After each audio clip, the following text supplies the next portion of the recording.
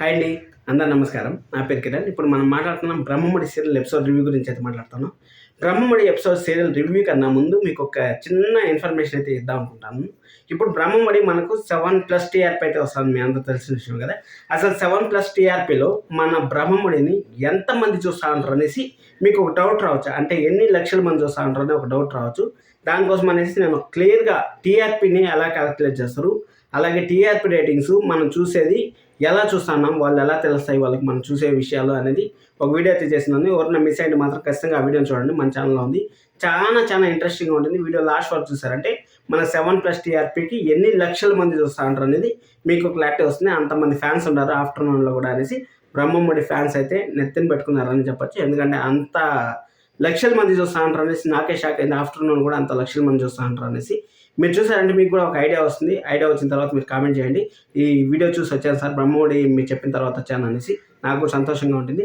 అలాగే ఇప్పుడు మనము ఎపిసోడ్లో కానీ వెళ్ళినట్టయితే ఎపిసోడ్ మాత్రం ఈరోజు సూపర్ అని చెప్పొచ్చు. నిజం చెప్తాను, చాలా బాగుంది. ఎందుకంటే రాజ్కి స్వరాజ్కి మధ్య మనకి సెకండ్ జనరేషన్కి లీడ్ అయితే కుదిరిందని చెప్పొచ్చు. ఎందుకంటే మేనమామ పోలికలు అచ్చు గుద్దినట్టు, అంటే మేనమామ ఎలాగైతే బిహేవ్ చేస్తున్నాడో, అంటే మన పెద్దరాజు ఎలాగైతే బిహేవ్ చేస్తున్నాడో చిన్నరాజు కూడా అదే విధంగా బిహేవ్ చేస్తున్నాడు. కాబట్టి యాష్గా కావ్య కానీ పాప పుడితే మాత్రం 100% చెప్తాను, కావ్య పాప స్వరాజు ఇద్దరు టామ్ అండ్ జెర్రీ కన్నా ఎక్కువగా అవుతారు. ఎందుకంటే ఇక్కడ స్వరాజు ఎలాగైతే ఉన్నాడో అంత, అంటే క్వశ్చన్ మీద క్వశ్చన్ వేస్తా అంటారు చూడండి, ఆ విధంగా ఇక్కడ మన కావ్య ఆ క్వశ్చన్కి ఆన్సర్ చెప్తా ఆ క్వశ్చన్కి రివర్స్ పనిచేస్తూ ఉంటుంది కదా.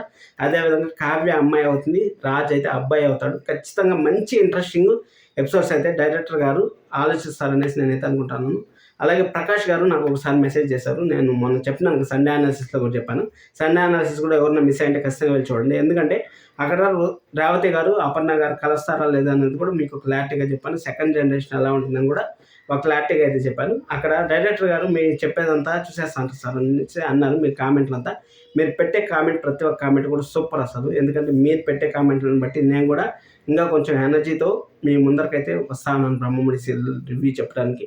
సరే అనేసి ఇప్పుడు మనం ఎపిసోడ్లో కానీ వెళ్ళిపోయినట్టయితే రుద్రాణి గారు ఓవర్ యాక్షన్ అయితే తట్టుకోలేకపోతాను. ఎందుకంటే వారసుడు తెలిసిపోయినాడు, వారసుడు అంటామంటే, అంటే మన స్వరాజు అసలు మామని మించిపోయాడని చెప్పొచ్చు యాక్టింగ్లో. అలాగే మన కనకం గారు స్వరాజ్ మాత్రం కలిశారు. స్వరాజ్ అంటే నేను రాజు అంటాను పెద్దవాళ్ళని, చిన్నవాళ్ళు మాత్రం స్వరాజ్ అంటాను, మీకు అండర్స్టాండ్ అయ్యేదానికి.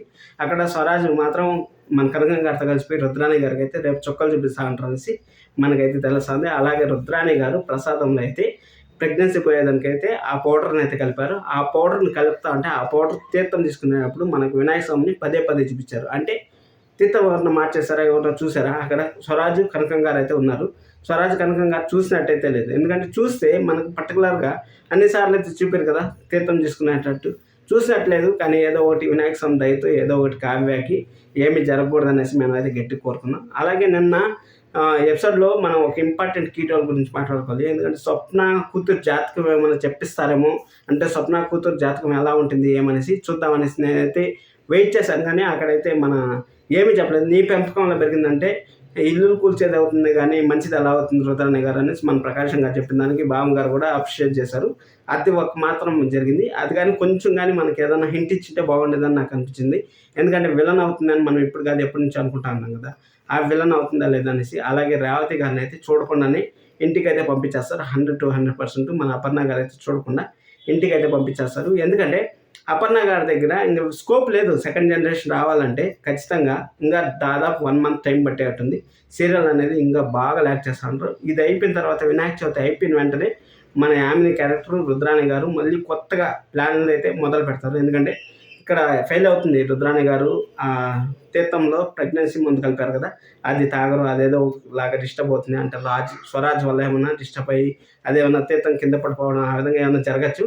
కానీ మన శుక్రవారం ఎపిసోడ్లో యామిని అలాగే మన రుద్రాణి గారు ఏమైనా కలిసి ఏదైనా కొత్తగా ప్లాన్ చేస్తారా, అంటే వాళ్ళకి ప్రమాదం తలపెట్టాలని చూస్తారా అనేది మనకి ఇంకొక 15 రోజులు 20 రోజుల ఎపిసోడ్లు అయితే జరగచ్చు అనేసి నేనైతే ఒక అంచనా వేస్తున్నాను. మీరేమనుకుంటా ఉంటారు, అప్కమింగ్ ఎపిసోడ్స్ ఎలా ఉంటాయి అనుకుంటా ఉంటారు కింద కామెంట్ చేయండి. లైక్ చేయడం మాత్రం మర్చిపోదండి. ఇంకో వీడియోస్ ఇస్తారంటే సబ్స్క్రైబ్ చేసుకోండి. Thank you so much. By by.